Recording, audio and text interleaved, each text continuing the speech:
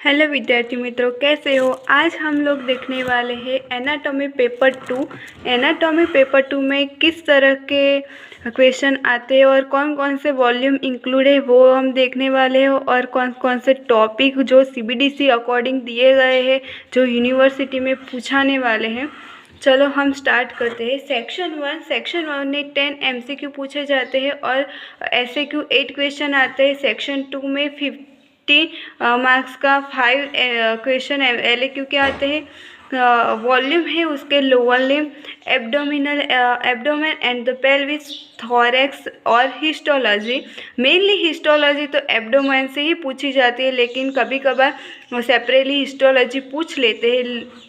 Lower limb में total 27 marks का पूछा जाता है, उसमें से 3 एसएक्यू, 1 एलएक्यू और 2 एमसीक्यू पूछ लेते हैं। एमसीक्यू का ऐसा है कि एमसीक्यू का चेंज हो सकता है कि किस में से कितने एमसीक्यू पूछेंगे, लेकिन एसएक्यू 3 एलएक्यू 1 ही पूछा जाएगा उसमें से।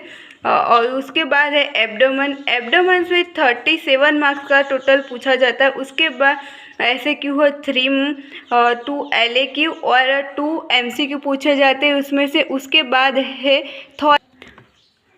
थॉरेक्स में से टोटल 28 मार्क्स का पूछा जाता है, 1 एसएक्यू, 2 एलएक्यू और 3 एमसीक्यू पूछे जाते हैं। हिस्टोलॉजी में से 8 मार्क्स का पूछा जाता है, 1 एसएक्यू और 3 एमसीक्यू पूछे जाते हैं। एब्डोमेन के टॉपिक हम स्टार्ट करते हैं, कौन कौन से सीबीडीसी में दिए हुए हैं उसमें से। फर्स्ट है एब्डोमिनल कैविटी, जो एसएक्यू में फॉल करता है, पेरिटोनियम, मसल्स ऑफ एब्डोमेन। उसके बाद है इग्माइनल कैनाल, लीवर वो एलएक्यू में पूछा जाता है।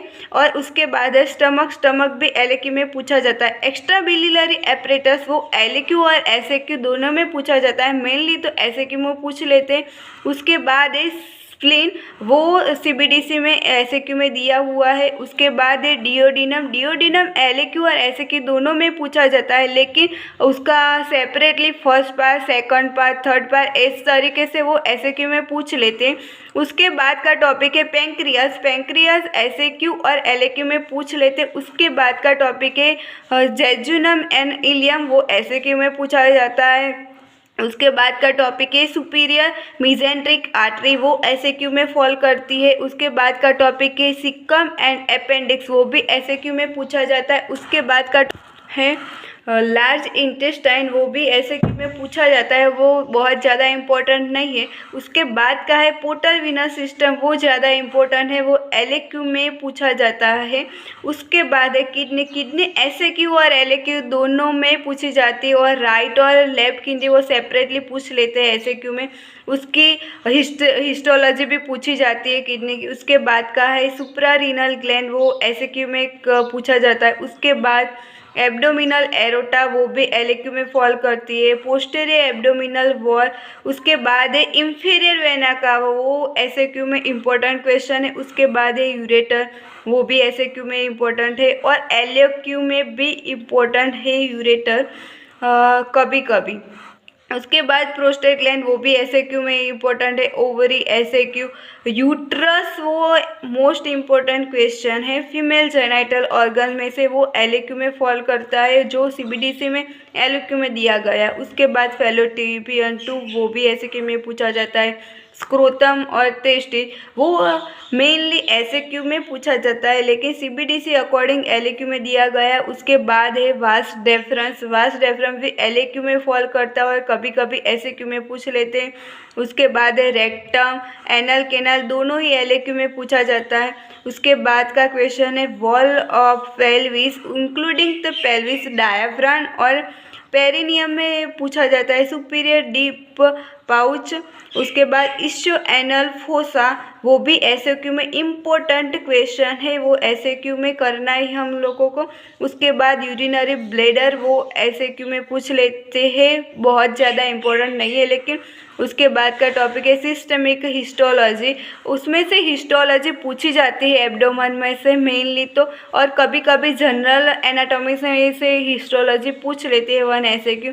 उसके बाद है रेक्टस सीत, वो भी एसएक्यू में इम्पोर्टेंट क्वेश्चन है। उसके बाद हम लोग देखते हैं लोअर लिम्ब में से टॉपिक है उसके सभी मसल हम लोगों को कर देने हैं, क्योंकि ऐसे क्यों में मसल एक आधा तो एक पूछ ही लेते हैं one.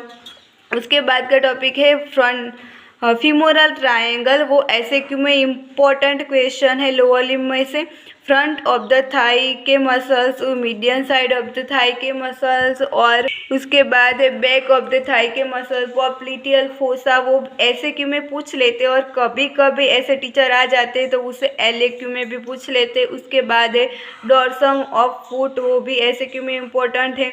Back side of the leg muscle, sole of the foot, important question है ऐसे क्यों में। उसके बाद रेटिनाक्यूलम, लंबर और सैक्रल प्लेक्सस, ऐसे क्यों और LAQ दोनों में दिया गया है CBDC में, लेकिन वो ऐसे क्यों में मेनली पूछा जाता है।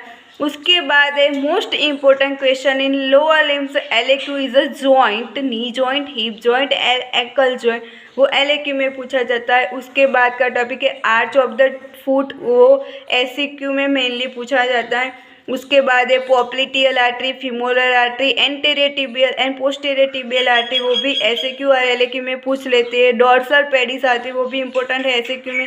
उसके बाद है femoral nerve, obturator nerve, sciatic nerve, common peroneal nerve, tibial nerve, वो भी SAQ और LAQ में पूछी जाती है। उसके बाद का है हंटर कैनाल, वो भी SAQ में इम्पोर्टेंट है। इसके बाद हम देखते हैं हिस्टोलॉजी। हिस्टोलॉजी में मेनली एब्डोमेन में पूछी जाती है, लेकिन आप लोग देख लेना कनेक्टिव टिश्यू, कार्टिलेज और एपिथेलियल टिश्यू मेनली पूछे जाते हैं। स्किन के लेयर्स पूछे जाते हैं, और इसके अलावा तो एब्डोमेन में ही पूछा जाता है, लेकिन आप लोग ये टॉपिक देख लेना एक बार। उसके बाद हम लोग देखते हैं थॉरेक्स के टॉपिक। थॉरेक्स बहुत इंपॉर्टेंट है, क्योंकि उसमें से 2 LAQ पूछे जाते हैं। उसमें से प्लूरा बहुत ज़्यादा इंपॉर्टेंट है LAQ में। उसके बाद लंग्स LAQ में पूछा जाता है। मीडियास्टिना, वो भी SAQ और LAQ में पूछा जाता है सेपरेटली। सुपीरियर मीडियास्टिनम और इंफीरियर मीडियास्टिनम पूछ लेते हैं। हार्ट में से भी LAQ, right atrium, right ventricle पूछा जाता है, LAQ में फॉल करता है हार्ट। उसके बाद पेरिकार्डियम, इंपॉर्टेंट क्वेश्चन SAQ। उसके बाद aorta, ascending aorta, descending aorta, arch of aorta, उससे से सेपरेटली SAQ आ जाता है। सुपीरियर वेना का, वो भी इम्पोर्टेंट है SAQ के लिए। इसोफेगस, वो इतना ज़्यादा इम्पोर्टेंट नहीं है, लेकिन CBDC में SAQ में दिया गया है। डायाफ्राम, जो एब्डोमेन में आता है वही डायाफ्राम आता है थॉरेक्स में, वो भी इम्पोर्टेंट है SAQ के लिए। डेवलपमेंट ऑफ द हार्ट, वो भी ज़्यादा इम्पोर्टेंट है SAQ में। उसके बाद है ट्रेकिया की हिस्टोलॉजी ज़्यादा इम्पोर्टेंट है। उसके बाद है इंटरनल मेमोरी आर्टरी, वो भी कभी कभी SAQ में पूछ लेते हैं। उसके बाद है थॉरेसिक डक, वो भी SAQ के लिए है। इस inlet of the thorax, azygos vein ज़्यादा इम्पोर्टेंट है थॉरेक्स में SAQ के लिए। थैंक यू दोस्तों, मेरा वीडियो अच्छा लगे तो शेयर करो, लाइक करो और कमेंट करो। Thank you.